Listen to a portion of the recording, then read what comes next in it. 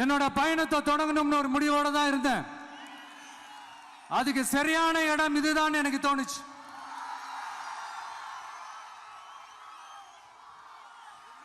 என்ன உங்க வீட்டில் இருக்கிற ஒரு மகனா என்னோட கள அரசியல் பயணம் உங்களோட ஆசீர்வாதத்தோட இங்கிருந்து தான் தொடங்குது. சரி, அதை விடுவோம்.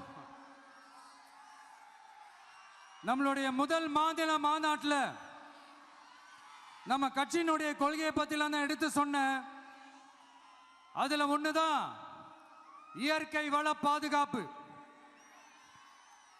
சூழலியல் மற்றும் காலநிலை நெருக்கடியை எதிர்கொள்ளக்கூடிய இயற்கைக்கு ஊறு விளைவிக்காத பகுதிசார் மாநில வளர்ச்சி பரவலாக்கம்.